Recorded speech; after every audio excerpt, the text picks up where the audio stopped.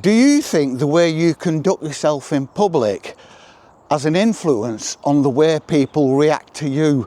It's like we go through life like we're going through IKEA on a busy Saturday afternoon. We weave our way through life, avoiding things that we don't agree with, that aren't attractive to us. We have a goal and we see that goal. It might be a glass vase, it might be a picture in the corner of life, and we weave our way through and we don't interact with the other people there who are doing exactly the same thing. They are weaving their way through life. They are weaving their way through the IKEA of life, going for a goal and having little regard for those around them. Nobody wants to bump into somebody in IKEA, especially not a vulnerable person, a little old lady. So we do, on the periphery, if we're good people, we do try to avoid conflict with other people, but we still weave our way through life, avoiding everything except the things that are agreeable to us. I suppose it's like avoiding conflict, isn't it? It's easier and nicer, and you have an easier life if you just react with the things that you agree with, that agree with you, and that are nice and don't bring you into conflict, even if that conflict might have a positive outcome. What a beautiful day. There isn't a cloud in the sky. It's still, it's warm. It's going to be a great day today. Sheep in the field. Let's carry on. Reach for your goal. But does this just encourage you to be single-minded when you go for your goal? Does this encourage you to be a bit tunnel-visioned? And does this encourage you to fix your own pace through life, where you probably go quicker and harder than the people around you because you are reaching for that goal? Does it actually encourage you to ride roughshod over other people to reach your goals in life? Now, this isn't an opinion. This is just a thought experiment today. This is all we're talking about. Is this the mindset you have to be an entrepreneur? And does this mean that entrepreneurs ride roughshod over everyone else to reach that goal? Does this mean that entrepreneurs aren't empathetic? Entrepreneurs are single-minded and will go for it? Does this mean that entrepreneurs are obdurate and inhumane in the search for that goal, a goal that ultimately may benefit other people? And does it matter if they ride roughshod over somebody, if it's all for the common good? And that's all that is, a little thought experiment for a beautiful, beautiful early spring day. We, that is Molly and I, spend most of our time out here in the countryside, and that's a deliberate thing. It's like a drug. It's just something that attracts us and always has attracted us out into nature. It gives Molly the chance to just wander about off a lead in a safe place where I can keep my eye on people and horses and other dogs whilst enjoying the beauty of the countryside around me. Are we being unsociable? I don't think we really are being unsociable. We just like being where other humans don't particularly want to be. Although, like this morning, a beautiful morning like this morning, there are hundreds of people out enjoying the countryside. I can't get over what a fabulous day. Every person we passed is just in awe, saying, wow, what a fantastic day. Isn't this just so beautiful? And it is. And I do want to be where other people aren't. But it's not for everybody. I mean, I don't really want to be part of the swing a drug party. I haven't got the energy, and neither have I got the rubber underwear. I do think that being outside in the countryside is chilling, and I think it is good for the soul.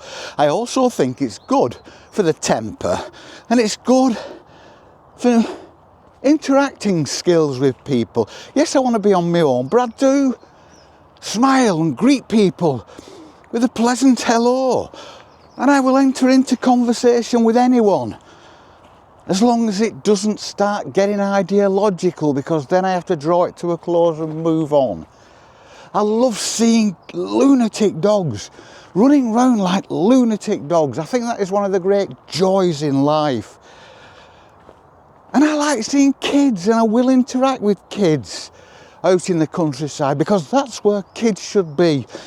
And kids who experience the countryside grow into adults who experience the countryside, and those adults are then chilling in the countryside and will then interact with people, as long as it doesn't get ideological. It's a wonderful place to be. Looking down a path now, down, it just seems to go on like a ribbon. The sun's coming at us from the back here, so I can't see, it's a bit of a silhouette, but I can still see Molly plodding along behind us. I can hear constant bird song all around me, and the fields and everything is bathed in sunlight, and it's very still. There's no wind. It's absolutely a joy to just be out here walking with my little dog. I want everyone to enjoy the countryside, and I want everyone to get as much out of the countryside as we get out of the countryside. And by the countryside, I just mean somewhere, some area, some piece of land that hasn't been inappropriately influenced by the hand of man. It doesn't have to be a hillside, a woodland, a beach, a hilltop, a mountain top. It could just be a park near your home, somewhere where you can go and just sit and reflect and be quiet and enjoy the greenery, enjoy the trees around you, watch them coming into bud like we are now.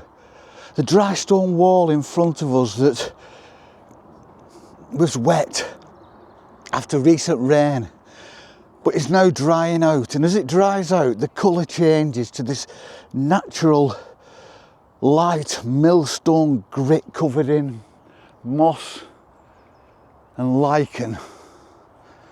And the bracken, we keep looking at the bracken, waiting for those tiny little tight green fronds to come through.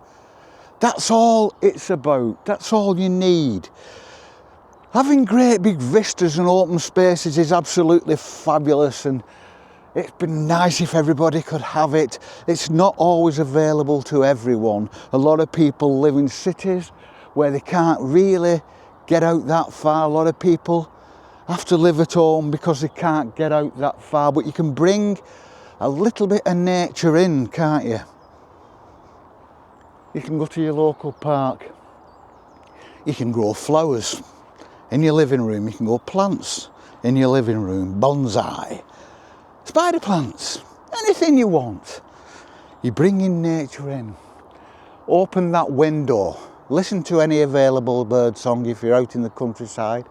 It will be louder than any radio or television you've got on. I can hear the bird song now and the beautiful blue sky. And people are coming past all the time on horses with dogs, and everyone's in a good mood because the weather's in a good mood. So you need to get out with nature, experience nature, being nature as much as you possibly can. How long for? That's up to you. You will know when it's time to go back into the routine of life. You will know, but you'll be slightly more fulfilled, you'll be slightly more at peace. You'll have a slightly bigger smile on your face. Your brain, your mind will be slightly clearer and slightly more at peace. And the more you do this, and if you try meditation and you just keep going to the countryside and enjoy the countryside and enjoy the quiet and appreciate it, life gets so much better. It really does. Because humanity and society conspires to drive us down and drag us down. You have the radio on. I have the radio on, the car coming here, and it's just argument and debate and opinion. But everybody's opinion is the right opinion. Your opinion is the wrong opinion. And you're a snowflake, and you're far right, and you're far left, and you're bad, and I'm good. That's awful. That's society. You need to get yourself away from that, or it will be the only thing you have in your life. Societal conflict will become the only thing. It will dominate your life. And then it may be too late to get out into the countryside. Although I don't think it's ever too late, is it? Oh, I just cannot get over how beautiful it is here. I just want to keep the camera on and just show you all the beautiful, beautiful countryside. And this isn't the wild countryside. This is the industrial northwest of England. There are ex-industrial towns and villages like places like I live, only a mile or two away. But it takes us 3 minutes to get here, 3 minutes to escape into this.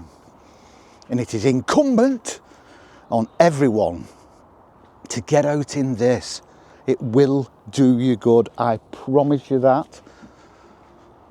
And you know that I keep my promises.